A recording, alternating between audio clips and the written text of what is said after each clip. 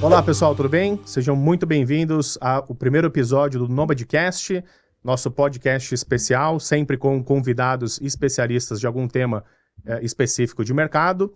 Nessa primeira edição nós teremos a Hashdex falando sobre ETFs de criptoativos, especificamente aí os de Bitcoin.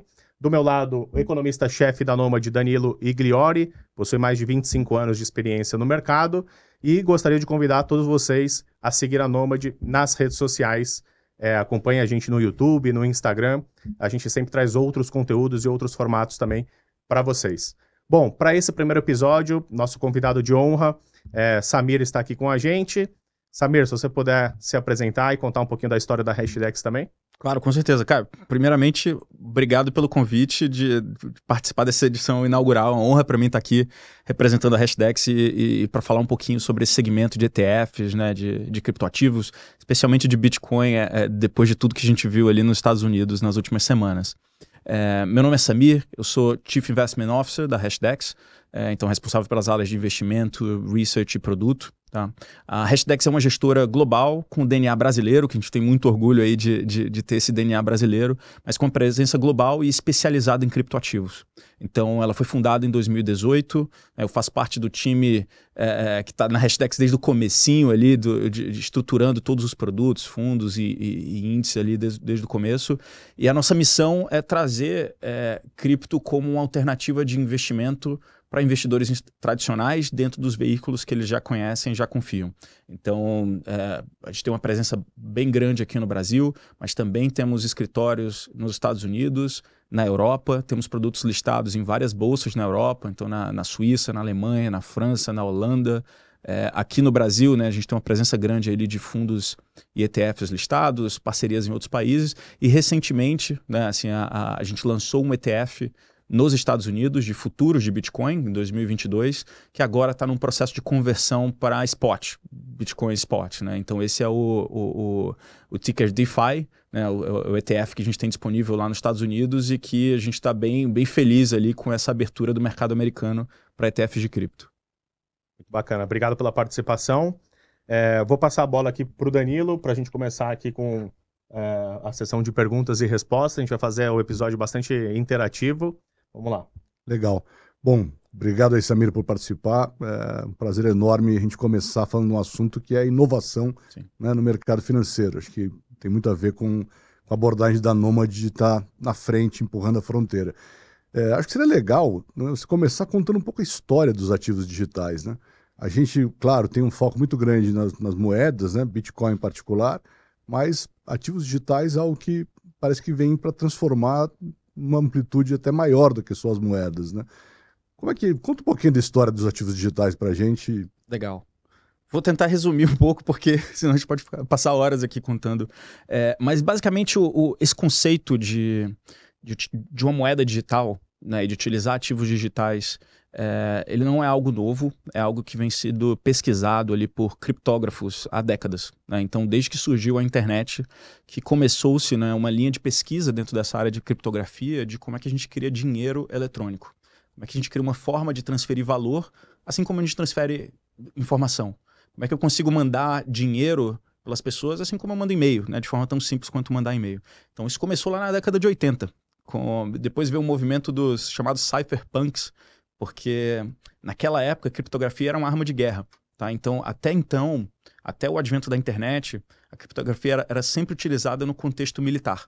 Era uma ferramenta militar e era muito controlada pelos governos. Então, começou uma revolução ali na década de 90 de entregar a criptografia para as pessoas normais, para conseguir mandar um e-mail seguro, né? E hoje em dia, mandar mensagem de texto criptografada de forma segura que ninguém consiga espionar. E dentro desse contexto, também foram, né, assim, como é que a gente cria formas de pagamento ali dentro da internet.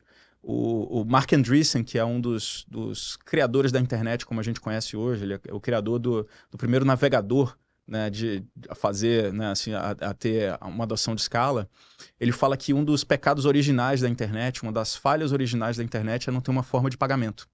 E isso criou, né, isso fez com que as empresas de internet tivessem que se modelar em torno de um modelo de negócios de propaganda, né, de ads, e que cria todos esses problemas das redes sociais como a gente conhece hoje, né? De manipulação da opinião e de tentar manter a gente o máximo de tempo possível olhando para a tela para ver propaganda, que a gente virou produto, né? A gente não é mais usuário, o usuário não é cliente da plataforma, o cliente são as empresas de publicidade, o usuário é produto das plataformas. E a internet assim, evoluiu através dessa rede de cartão de créditos, e você pensa hoje, toda transação na internet, né, e você vê os bilhões de dólares que passam pela internet hoje, eles transitam pela rede de cartão de crédito, que é uma rede que foi inventada na década de 50, que continua funcionando mais ou menos da mesma forma como foi desenhado lá atrás. Agora não é mais papel, né, tudo digital, mas ainda funciona da mesma forma, com vários intermediários, e que cobra em média aí 3 a 5% do valor transacionado. Então imagina, 3 a 5% de tudo que passa de valor na internet de e-commerce fica no meio desses intermediários da rede de cartão de crédito. Então, a pesquisa desses cypherpunks foi nesse sentido. Como é que eu crio algo que não depende de cartão de crédito, que não depende de uma rede que foi inventada para transitar papel? E várias tentativas foram feitas ao longo das décadas, né?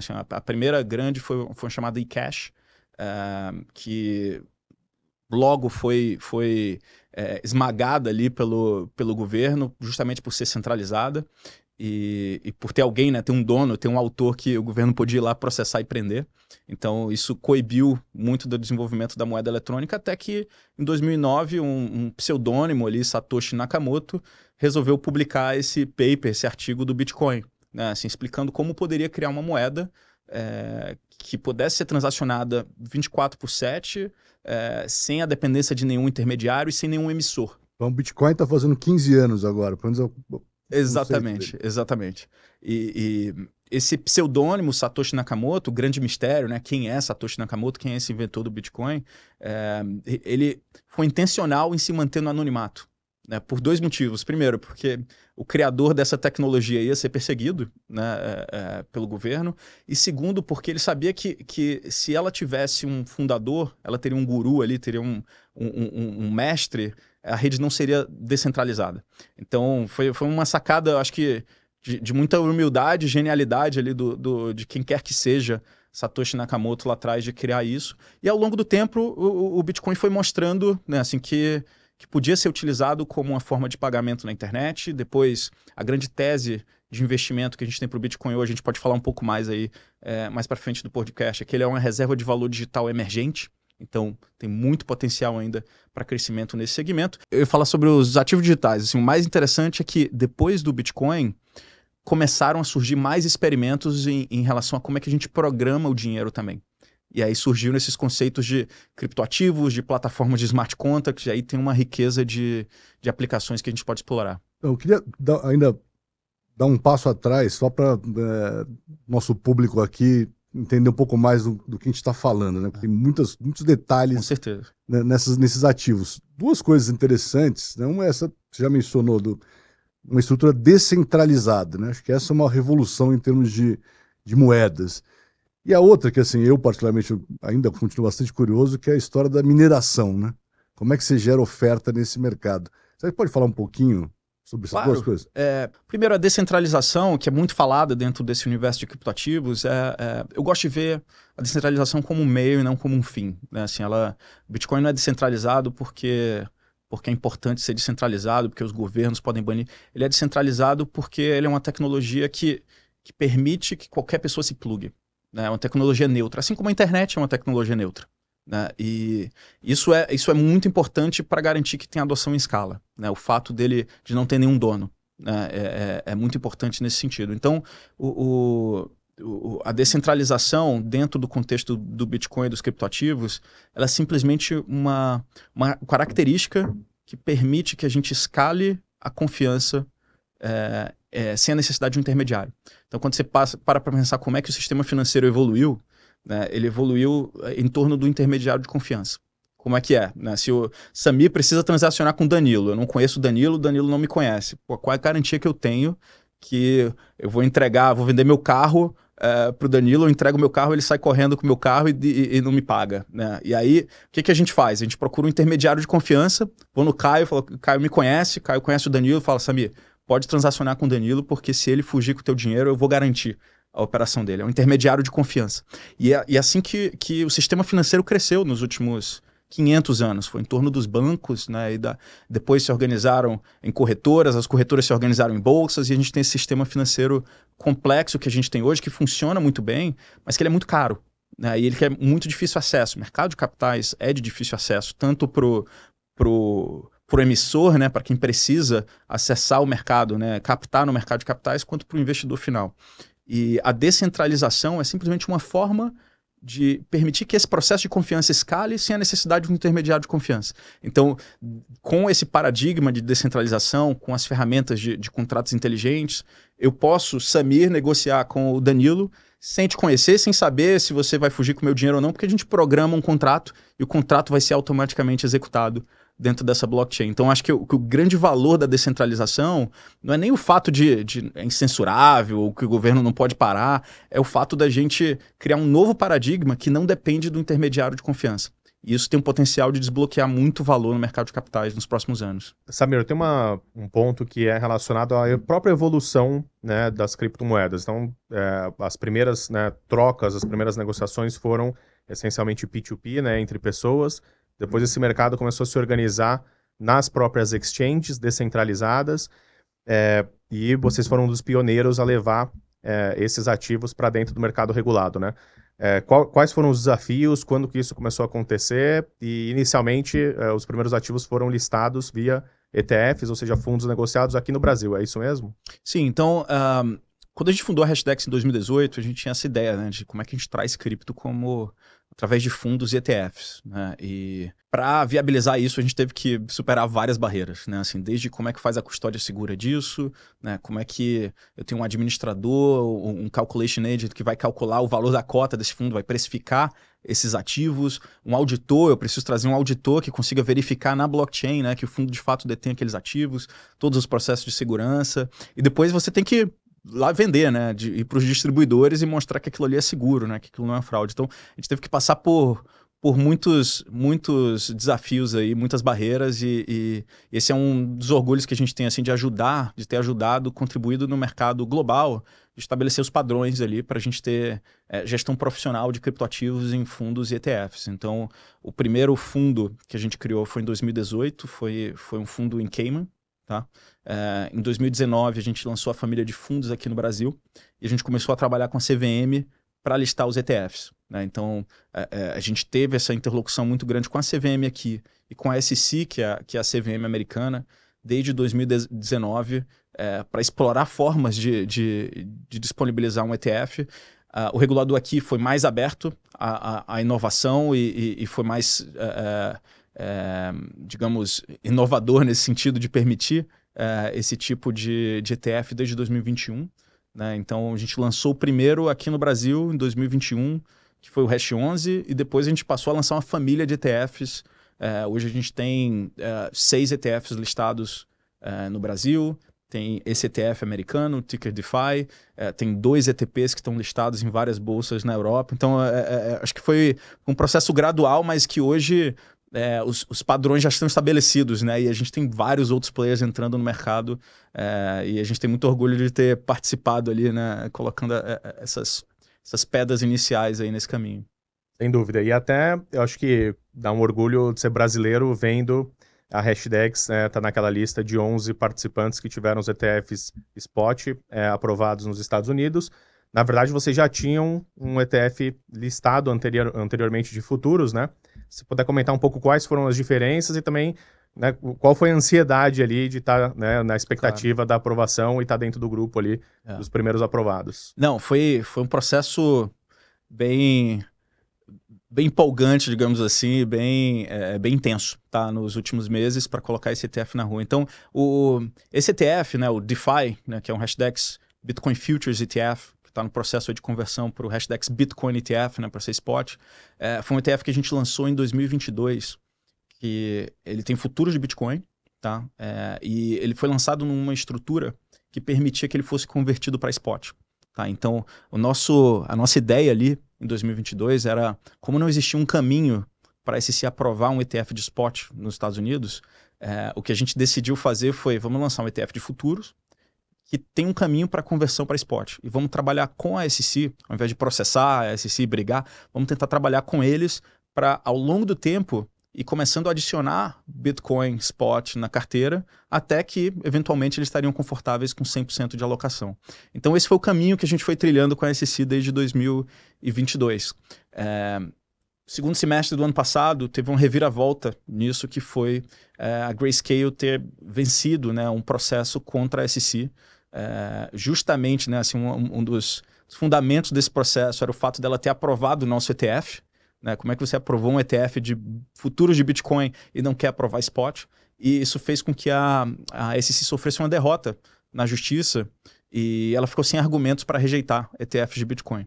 E aí, a partir de outubro, novembro do ano passado, começou a ter mais movimentação ali dentro da SEC para aprovar esses ETFs. Então, foi um processo muito intenso. Todos os emissores trabalharam muito, a SEC trabalhou bastante, a gente teve várias reuniões com os reguladores para limpar os detalhes ali até a gente chegar naquela ordem de aprovação. Então foi um processo bem intenso, bem interessante, e a gente tem muito orgulho de ter participado e ter deixado nossas contribuições. Assim, muitas das propostas que a gente trouxe durante esse processo foram acatadas pela SEC e viraram um padrão hoje entre todos os emissores. Então a gente tem orgulho de ter participado desse processo histórico. Samir, vocês que hoje, vocês começaram com um fundo em particular e hoje vocês têm uma família de fundos. Acho que é legal você comentar um pouco como é que esses fundos se diferenciam um dos outros. E tem uma coisa interessante, acho que a Hashdex capitaneou, que é esse relacionamento com a Nasdaq, né? E tem fundos ligados a um índice aí em parceria com a Nasdaq. Poderia comentar um pouquinho sobre essa prateleira? Bom, o nosso ângulo é trazer soluções de investimento para um investidor tradicional, diversificar a carteira através de uma alocação estratégica em cripto. Né? Então, a gente acredita que cripto vai trazer uma oportunidade gigante de criação de valor nos próximos anos e que faz sentido para basicamente todas as carteiras, né? Todos os perfis de carteira ter uma pequena alocação em criptoativos. Obviamente, isso depende do seu perfil de risco. Então, o investidor mais arrojado pode ter mais, o investidor mais conservador tem que ter menos, mas uma alocação estratégica em cripto beneficia basicamente qualquer tipo de carteira. Principalmente no escopo, né, quando a gente olha dentro do mercado brasileiro, né, que a gente tem uma oferta relativamente restrita de investimentos descorrelacionados, né, assim, que não estão relacionados com o nosso kit Brasil, né, de juro, dólar. Então, esse potencial de diversificação é muito, muito relevante dentro dos criptoativos, e aí a gente começou a desenvolver soluções. Tá? O nosso principal produto, né, o que a gente acredita que é a melhor estratégia de alocação ali para a maioria dos investidores, é um produto que a gente co-criou com a Nasdaq, que é o Nasdaq Crypto Index, né, que é justamente um índice diversificado. Você pode pensar como um S&P 500 de criptoativos, um Ibovespa de criptoativos, que ele evolui à medida que o mercado evolui. Então, ele não tem um número fixo de ativos, ele vai crescendo à medida que o mercado de cripto vai crescendo e vai evoluindo. E esse é o produto de maior sucesso aí da gestora, tanto aqui no Brasil quanto lá fora também. E, além desse produto, a gente tem outras teses que fazem sentido para investidores específicos. Por exemplo, tem o ETF de Bitcoin, tanto aqui no Brasil quanto lá nos Estados Unidos, para aquele investidor que quer operar o Bitcoin especificamente, né? A gente tem o ETF de Ethereum aqui no Brasil. A gente tem 3 fundos que a gente chama de temático, 3 ETFs temáticos, né? Que são os 3 grandes temas dentro de cripto, além do Bitcoin. Né? A gente tem o tema de plataformas de smart contract, que é o Web311, um ETF listado aqui na B3. A gente tem o DeFi 11, que é o tema de finanças descentralizadas. E a gente tem o Meta 11, que é esse tema de cultura digital, que a gente chama, né? Todo esse ecossistema de jogos digitais, de NFTs e os usos de cripto e de blockchain para esse setor de cultura digital. Além disso, a gente tem fundos de investimento que replicam esses índices e oferecem isso nas plataformas de investimento. E a gente tem fundos também que oferecem, por exemplo, uma calibração de risco para o investidor. Então, o cripto tem uma volatilidade muito alta. Então, a gente tem alguns fundos que vão justamente ajustando essa alocação em criptoativos de acordo com esse risco, essa volatilidade. Então, fundos que fazem trend following, né, que seguem tendências ali para tentar entregar um produto com menos risco no final para o investidor. Então, hoje a gente tem uma grade de produtos, principalmente aqui no Brasil, que a gente já tem uma regulação muito clara com relação a criptoativos. A gente tem uma grade grande de fundos que oferecem exposição em diferentes perfis para diferentes perfis de investidores, mas, de novo, o que a gente acredita que é aquela alocação estratégica, né? Assim, para o investidor que não tem nada de cripto, faz sentido ele considerar uma pequena alocação estratégica, e aí a gente tem uma gama de produtos que atendem a diferentes perfis de investidores. Agora, puxando um pouco o gancho exatamente nessa questão do perfil, né? Quando a gente compara as plataformas descentralizadas e o modelo de remuneração, a gente vê que existe um incentivo ali para que você tenha um volume de trade maior, né? Quer dizer, aquela troca, enfim, nessas plataformas em geral, elas estão recebendo pela execução dos trades, né? Tem um spread adicionado no preço dos títulos. Quando a gente vai, né, para o mundo de ETFs, a gente tem a Hashdex, por exemplo, que está sendo remunerada por uma taxa de gestão, e plataformas, né, como a Nomad, por exemplo, que não tem taxa de corretagem, né? Então, eu queria entender se, na sua perspectiva, isso gera alguma diferenciação de perfil de clientes, de usuários, e também do próprio perfil de investimento, né? Se tem uma diferença entre aquele perfil que é mais trader versus, né, aquele investidor de longo prazo que está indo para o mundo regulado, né? Não, sem dúvida. Eu acho que o fato de cripto ter crescido primeiro com os investidores de varejo, e primeiro nessas plataformas globais, né, sem uma regulação específica, criaram um cenário em que tem muita especulação dentro de cripto, né? Então essas plataformas ganham dinheiro com essa especulação. Então elas oferecem alavancagem, oferecem aquele ativo mais novo, mais hot, que pode subir 1000% na próxima semana, né? Então isso tudo cria um movimento quase de cassino, né? Assim, que investidores entram para operações de curto prazo, para trading alavancados, né? E esse tipo de plataforma faz sentido para o investidor que é mais arrojado ali, que quer de fato especular com o maior tipo de alavancagem possível. Obviamente, tem inúmeros riscos envolvidos nisso aí. A gente viu em 2022 com a FTX, né? Algumas dessas plataformas são fraudulentas. Então, para um perfil de investidor que quer tomar mais risco, né? Assim, que quer especular e quer estar na fronteira ali do que está acontecendo. Já os ETFs e os fundos, eles são uma ferramenta de alocação para investidores tradicionais e que veem cripto como uma alocação de longo prazo. Então elas são melhores, elas são mais adequadas para esse perfil de investidor. Então ele acaba trazendo um perfil de investidor diferente, tá? Então, até dando um exemplo aqui no Brasil, por exemplo, a maior parte dos investidores nos nossos fundos e ETFs é de uma faixa etária maior, acima de 40 anos, e que tem um patrimônio investido maior nos fundos do que quando você compara o segmento das plataformas de criptoativos, né? Dessas exchanges de criptoativos, que normalmente é um investidor mais jovem e que tem um ticket médio menor, né? Que investe em média 50, 100 reais, enquanto nos fundos no ETF o investimento médio é de 1.000 a 5.000 reais. Então, acaba segmentando o tipo de público. O investidor que quer aquela alocação estratégica, que faz aquele buy and hold ali e que quer a confiança de que daqui a 5 anos aquele investimento vai estar lá, né? Assim, não vai ser hackeado, roubado, que vai desaparecer, a plataforma vai desaparecer.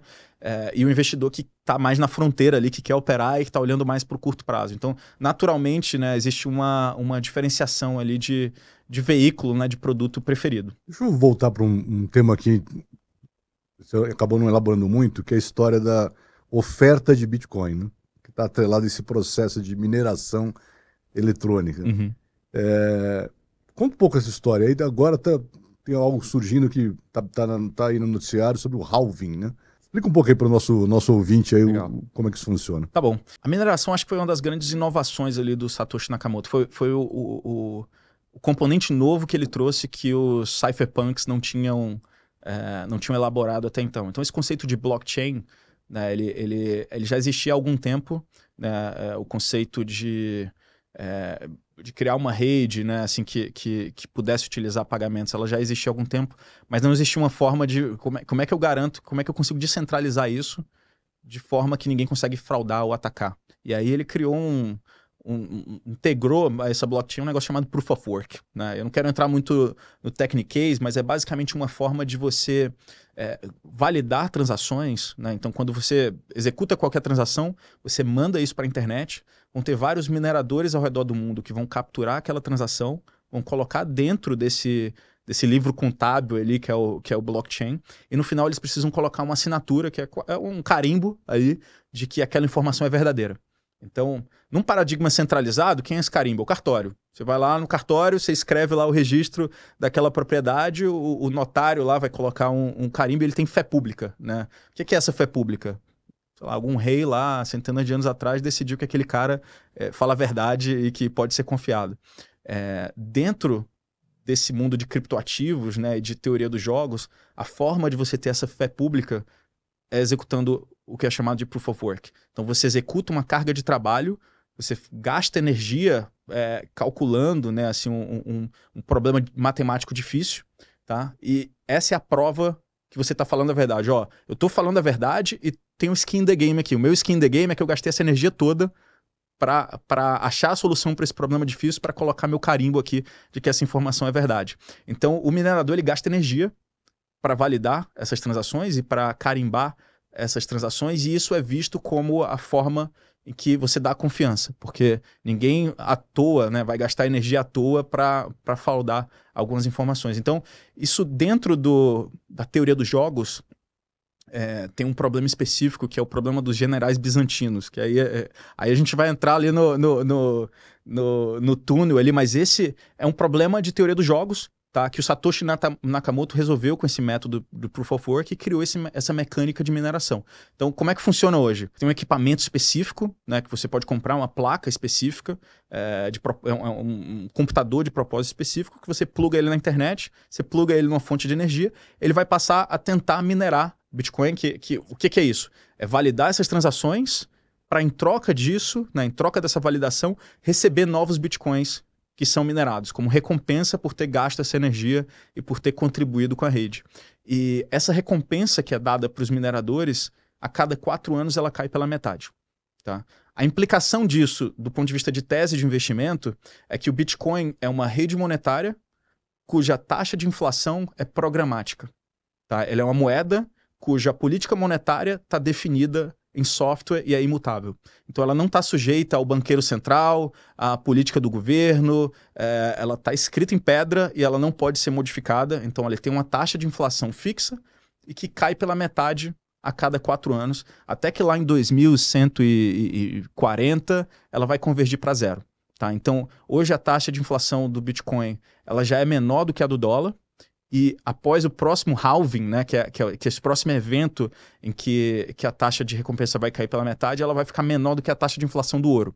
Então você vê que é uma rede monetária, né, uma moeda que está ficando cada vez mais escassa e que já tem uma inflação bem baixa, que vai ficar mais baixa ainda. Né? Então a expectativa é que esse próximo halving aconteça em abril ou maio. As especulações que rodam em torno do halving é porque, historicamente, em todos os outros... As ocasiões em que o halving aconteceu, ele foi um catalisador de preço, né? E eu acho que tem uma razão meio intuitiva para isso. Você imagina que o preço do ativo, como qualquer outra commodity, ele é função de oferta e demanda, né? Então, se você tem um ativo cuja a oferta, né, a oferta marginal, incremental, vai cair pela metade, caso a demanda continue a mesma, você já tem um impacto explosivo ali no preço do ativo, né? Só que o que a gente tem visto é que a demanda do Bitcoin nos últimos anos tem crescido de forma exponencial. Então, a cada um desses eventos de halving em que a oferta vai caindo e a demanda continua crescendo de forma exponencial, isso tem sido mais transformador. A gente está ainda mais otimista esse ano porque agora tem os ETFs de Bitcoin nos Estados Unidos que já estão... Né, a demanda diária por Bitcoins desses ETFs já é maior, alguns dias é 10 vezes maior do que é minerado por dia, do que é produzido de novos Bitcoins por dia. Então, você teve uma mudança na demanda pelo Bitcoin, um choque de demanda, ao mesmo tempo em que daqui a algumas semanas a gente vai ter um choque de oferta. E aí isso pode ser explosivo ali para os preços do Bitcoin. Então, assim, esse é um dos motivos, a gente escreveu no nosso relatório ali no final do ano, que a gente está super otimista com relação aos criptoativos como um todo e o Bitcoin específico nos próximos 12, 18 meses. Deixa eu aproveitar e fazer uma pergunta sobre esse ponto, que acho que é a pergunta que a gente mais recebe quando a gente, né, conduz lives semanais ou nos principais canais que a gente tem de comunicação, vem muito dos nossos clientes e dos nossos ouvintes, né? Tem algum momento ideal para comprar esses ETFs, comprar a criptomoeda? Como, né, de alguma forma, procurar precificar, entender se você está pagando caro ou não? E se não tem jeito, você tem alguma estratégia melhor ali para começar a investir nesses ativos, né? Olha, se o investidor quer sair um pouco da especulação e olhar para o longo prazo, eu diria que o melhor momento é ontem, tá? Assim, o segundo melhor é hoje, né? Então, faz sentido, como eu falei antes, para basicamente qualquer perfil de investidor, e aí eu acho que é importante contar com a ajuda de um profissional de investimento para entender qual é o seu perfil de investimento e como que você se adequa. Mas basicamente cabe, né, um pouquinho de criptoativos em toda a carteira de investidores, e especialmente nos investidores brasileiros. Então, em geral, o que a gente vê nas nossas simulações, a gente tem uma ferramenta no nosso site, um simulador de portfólio, que permite que o investidor tente experimentar ali qual é o impacto de uma pequena alocação em cripto na carteira dele, mas em geral uma alocação de 1 a 5% é algo que melhora o retorno ajustado ao risco da sua carteira como um todo.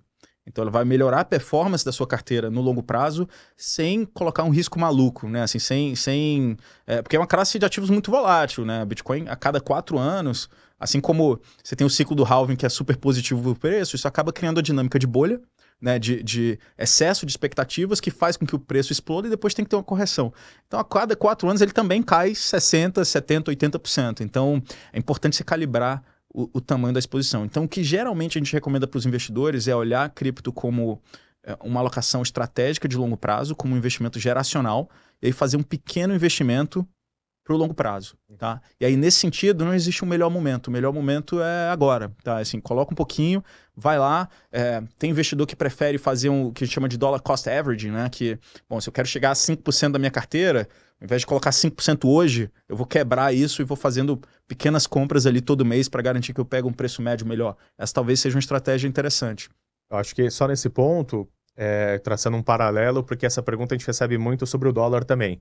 Qual o momento ideal de comprar o dólar e tal? E a gente sempre, né, fala do dollar cost averaging exatamente para você fazer um médio e você, né, fazer as conversões de forma recorrente, mais do que tentar acertar um ponto, né? Eu acho aqui, Danilo, que o paralelo ele é meio parecido com o que a gente fala do dólar Total. aqui, sobre os ETFs aí de Bitcoin e criptomoedas em geral, né? Com certeza, e o que a gente vê no dólar, a gente já viu muito investidor, por exemplo, que não vou investir em cripto agora porque o dólar subiu muito. Eu vou esperar um pouquinho o dólar baixar. Assim, quando você considera investir no exterior, né? Assim, assim, o dólar é uma das equações e às vezes é a menor, né? Assim, aqui, quando você está considerando investir em ações, por exemplo, nos Estados Unidos ou em Bitcoin, o dólar não é um componente tão relevante assim para você decidir o timing do seu investimento. Então, é impossível prever, né? Assim, para onde que o dólar vai, se o dólar vai subir ou vai cair, especialmente no curto prazo. Então, eu acho que a dinâmica se aplica também ao Bitcoin. A grande diferença é que o Bitcoin é um investimento geracional, né? Então, ainda tem tempo, né? Assim, se você não quiser investir agora, quiser investir depois, talvez vai pagar um preço mais caro por isso, mas o mais importante é o investidor entender que esse ativo pode subir 100%, 200%, 300%, mas ele pode cair 60%, 70%, 80% também. E aí, o que eu costumo dizer é que a diferença entre o remédio e o veneno é o tamanho da dose. Né? Se você colocar muito na carteira, quando ele cair, você vai sofrer um calor. Né? Se você colocar pouco na carteira, você vai sentir aquele viés comportamental, né, da ganância, do FOMO. Quando o ativo começar a subir, você vai ter aquele ímpeto de colocar mais dinheiro. Então, o que eu tento dizer para os investidores é controla essas emoções, controla esses ímpetos, né? Assim, define quanto você quer ter na carteira, faz essa alocação e deixa o seu dinheiro trabalhar. Eu acho que tem muito a ver com postura de investimento, né? Acho que emergiu aqui uma semelhança entre Hashdex e Nomad, que é bater muito na tese de diversificação como estratégia, né? E um olhar mais de longo prazo. Agora, quando a gente fala de ativos digitais, né? Criptomoedas, a gente fala de algo muito novo. Bitcoin, pelo jeito, está fazendo 15 anos agora. Como é que você vê a fronteira avançando daqui para frente? Assim? O que a gente pode esperar em termos de desenvolvimento de novos ativos digitais ou novas moedas? Eu gosto de comparar muito esse segmento de criptoativos com a internet. Tá? Então, eu costumo dizer que a gente está na curva de adoção e de evolução de cripto como a gente estava com a internet em 1998.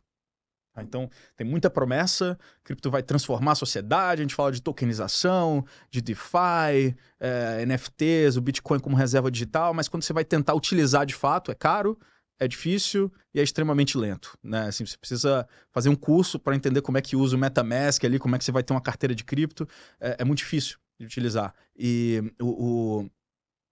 ao longo do tempo, assim como lá atrás na internet, né, lá em 98, quando você queria se conectar na internet, você tinha que comprar a Bíblia do TCP/IP né, que é um livro que lá atrás tinha 5 disquetes, né, que eu acho que o público não vai nem mais entender o que é aquilo. Você tinha que instalar aqueles drivers todos do seu computador, ligar um modem, né, que se conectava na rede de escada. Era caro, complexo, extremamente lento. E se eu falasse para vocês que a gente podia transmitir vídeo em tempo real, você, pô, mas para baixar um MP3, para ouvir uma música, demora 12 horas, e é ilegal, né? A propósito, né? Assim, era ilegal na época, porque era pirataria. Então, ao longo do tempo, a infraestrutura da internet foi evoluindo, isso permitiu que novas aplicações surgissem, e hoje a internet é o que é hoje, né? A gente nem sabe como ela funciona, a gente só usa, ela só faz parte do nosso dia, virou uma extensão da nossa consciência, né? Digamos assim. A mesma coisa vai acontecer com criptoativos. Então, a gente está na fase que eu costumo dizer de banda larga, em que a gente está saindo da conexão de escada e indo para a conexão banda larga. Então, a fronteira da evolução de criptoativos agora é na infraestrutura. É como fazer com que seja mais barato, seja mais fácil e menos complexo eu utilizar essa tecnologia no dia a dia. E assim como a banda larga causou uma transformação gigante na adoção da internet, essa banda larga, essa evolução da infraestrutura que a gente está vendo esse ano, né, e é algo que eu acho que em 2025 a gente já vai ter chegado ali numa escala, ela vai permitir que as aplicações surjam. Então, é mais ou menos assim que eu vejo, né? A gente ainda está na 95, imagina que em 97 você pudesse investir um pouquinho na internet ali, né? Assim, o potencial que você ia ter. Você ia pegar a bolha do .com, né? Assim, mas se você tivesse uma paciência de segurar ali por 5, 10, 15 anos, ia ser um investimento geracional. Cripto é um investimento geracional. E o Bitcoin, especificamente, é uma das teses.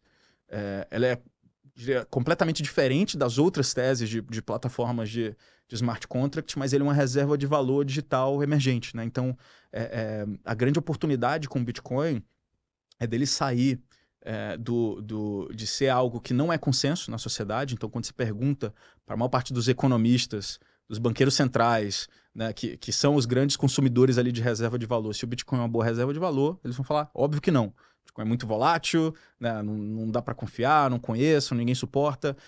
E a grande oportunidade é que vai ter um shift geracional que já está acontecendo, né, e eu acho que os ETFs de Bitcoin são um marco para isso. E essa nova geração vai estar muito mais acostumada com o conceito de reserva de valor digital. E o Bitcoin vai ser utilizado como reserva digital, assim como hoje o ouro e os imóveis, por exemplo, são utilizados como reserva de valor.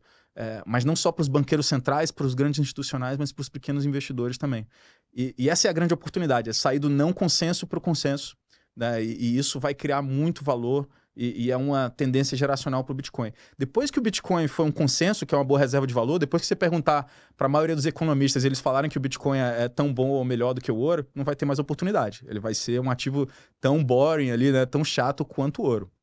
Então acho que essa é a grande oportunidade. A onda ali, né? Exatamente. Só complementando nessa pergunta e resposta aqui que você falou sobre novos produtos, né? E talvez sem dar muito spoiler, mas a gente deve esperar que tenha uma nova cesta de produtos surgindo para mercado regulado nos Estados Unidos também, né? Hoje a gente tem disponível os ETFs de futuro, alguns que já estavam listados, agora, né, potencialmente alguns convertendo em spot, outros que nasceram, mas a gente ainda está falando de Bitcoin, né? Tem uma expectativa de que a gente tenha novos produtos no mercado americano também em breve? Não, com certeza, eu acho que essa é a próxima fronteira, né? Assim, acho que a Hashdex tem trabalhado em alguns produtos, a gente tem um processo em aberto ali, em processo com esse seed de aprovação de um ETF de Ethereum, tá? Assim, de spot de Ethereum. A gente tem outros produtos também ali no forno que a gente vem trabalhando com os reguladores para lançar. Então, acho que agora, assim como no Brasil, né, quando a gente lançou o Hash 11, aquilo foi um marco, e alguns meses depois, um ano depois, deixou de ter um ETF para ter 10, 15 ETFs de criptoativos. Eu acho que essa fronteira vai ser explorada nos Estados Unidos aí nos próximos meses. Então, a gente espera aí que nos próximos meses, ou pelo menos nos próximos 2 anos, a gente vai ter um crescimento muito grande na oferta de produtos nos Estados Unidos. E por ser o maior mercado de capitais no mundo, isso vai ser transformador para criptoativos. Ótimo. E eu acho que se a gente puder falar um pouquinho desse transformador e o que está por trás disso, uma das respostas você mencionou é FTX, né? E acho que foi um dos casos mais emblemáticos que a gente viu, tanto, né, do ponto de vista de crescimento da plataforma, uma plataforma descentralizada, desregulada, e depois também com a rápida queda envolvendo ali, né, complexidades de fraude, com a outra empresa que era do grupo, que era o hedge fund e tudo mais. Quais são as vantagens, né, do investidor, do ponto de vista de segurança? Ele está na categoria de ETFs versus, né, você está investindo numa plataforma não regulada, né? Tem, de fato, proteções adicionais? A gente pode afirmar que há uma segurança adicional pelo fato de você estar investindo num veículo que, né, no caso dos Estados Unidos, está sendo supervisionado pela SEC, está dentro de um ambiente de bolsa, tem vários outros participantes envolvidos, né, na administração, gestão do veículo e tal.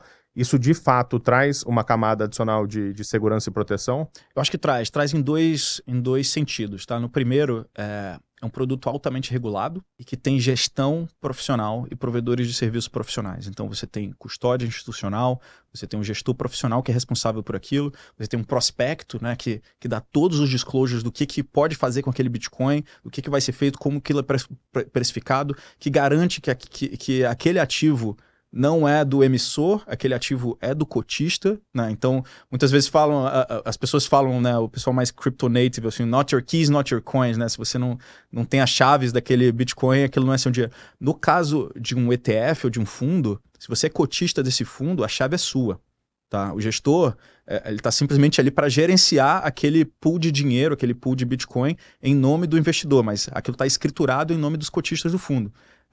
Isso é uma proteção que as exchanges de cripto não oferecem, por exemplo. Então, quando uma plataforma como a FTX vai à falência, você vira mais um na fila ali para tentar recuperar aquele dinheiro e, enfim, isso pode demorar anos e talvez você nunca vai ter o seu investimento de volta.